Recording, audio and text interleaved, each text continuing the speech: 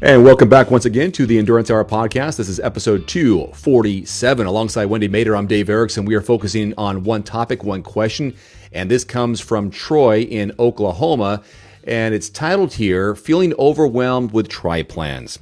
He says here, I've been watching Endurance Hour for some time now. It's been very helpful and encouraging. I'm 52 years old, and last year I was way overweight and in terrible condition.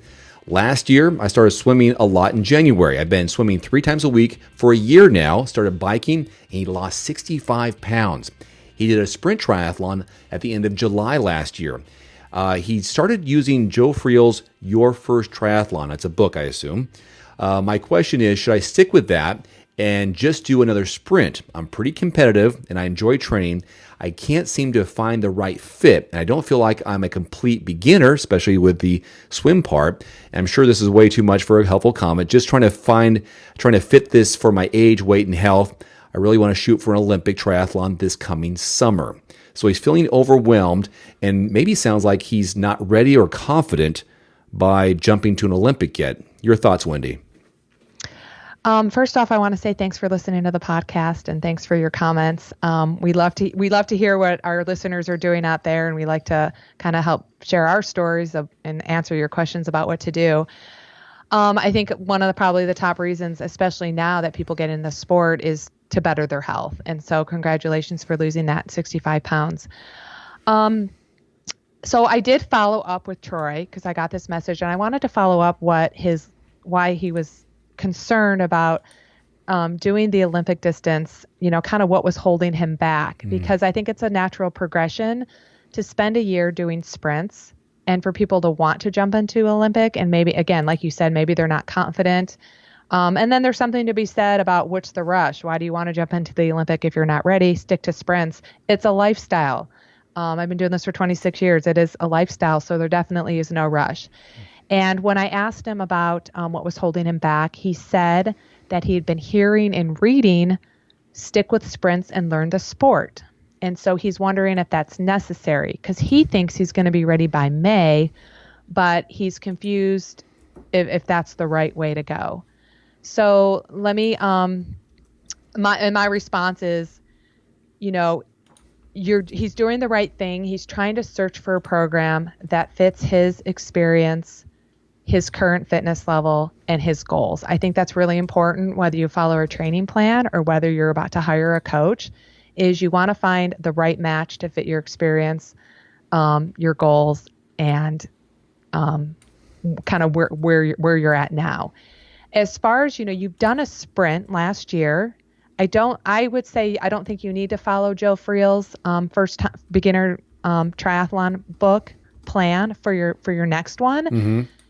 If you've never followed a training plan before, again, this is to all our listeners. If someone's entering the sport of triathlon and hasn't followed a training plan before, I don't know what Joe Friel's book, that specific book, is about. I just know I've been following Joe Friel since 1997. And so all the education that he's providing you in that book is very valuable. But maybe the training plan may be too beginner for you because you've already done it. I know Dave and we offer advanced sprint distance triathlon plans. That's something you might want to check out. But as far as, are you ready for the Olympic? If you're motivated and you think you're ready for an Olympic, then you should go for it. There's something to be said, learning by doing. So learning the sport through reading books by well-known triathlon coach authors, as well as following a plan and just jumping into it. So if you're comfortable swimming the distance, if you're comfortable riding the distance and comfortable running the distance, put it together. Make sure you're following a plan that has you doing brick workouts such as swim, bike, as well as bike run workouts to get you physically and mentally confident that you can complete the Olympic distance. Give yourself 12 to 16 weeks to prepare for it.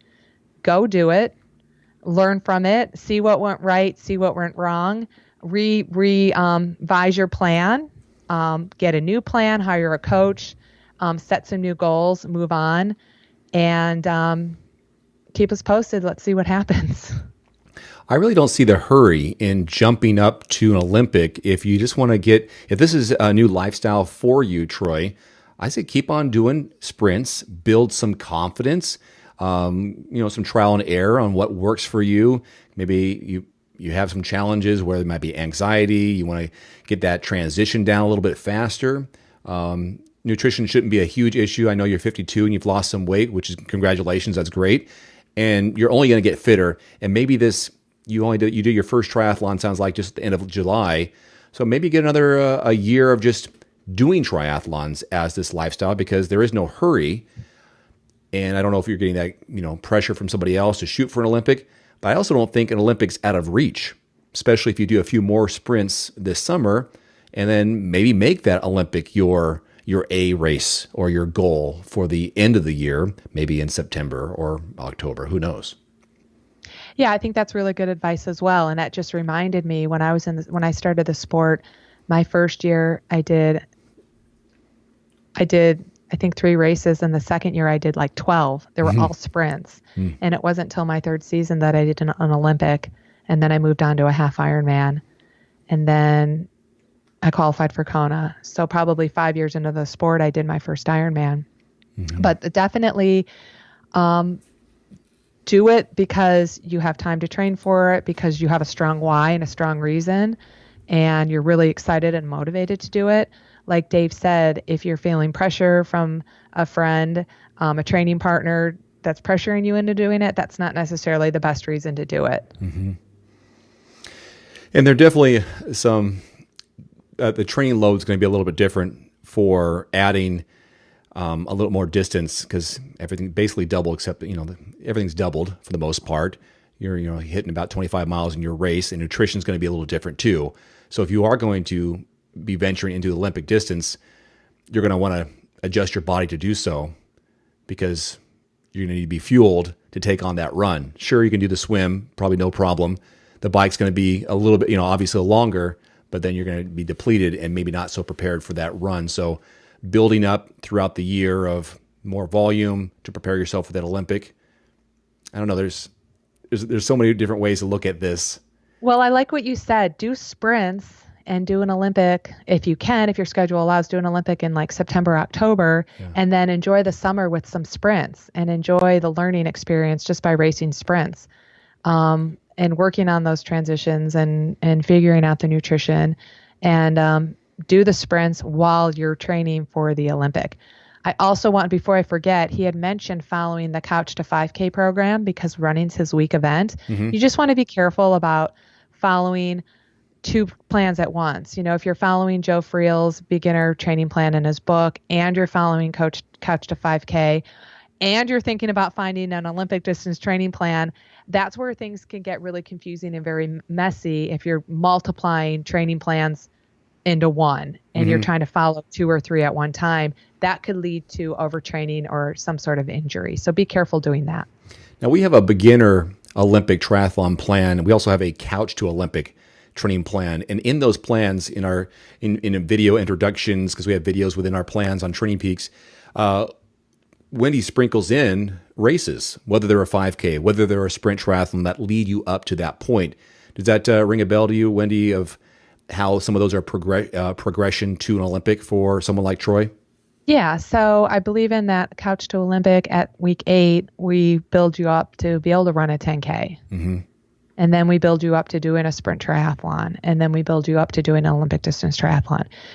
Couch 2 programs, there's various levels of what a couch means. You're coming off the couch, not coming off the couch. But we do give prerequisites before starting our training plans of where we think you should be before starting this plan. And it sounds like a level that's okay for someone like yourself. Yeah. That you could start 16 weeks out. Tell you what, I'll put in the show notes a link to our Couch to Olympic training plan made easy. It's 16 weeks, Troy, if you're interested in that. And for anyone, Troy included, if you want to get 33% off our plans on Training Peaks, you can do so by going to endurancehour.com/33%. We'll give you a code, and you can use that code as many times as you want for as many plans as you want on Training Peaks, just for our listeners. Again, endurancehour.com/33%. Anything more with this question from Troy before we wrap this up? No, I think we covered it all. Hopefully, if he has a follow-up question, definitely shoot us an email, leave us a voicemail at speakpipe.com/endurancehour, and we can chit-chat more about it. All right. For Wendy Mader, I'm Dave Erickson. Thanks so much for listening. This has been Endurance Hour episode 247. You can find it again online at endurancehour.com/episode 247. Until next time, have a great week of training, racing, or recovery. We'll see you next time. Adios. Adios.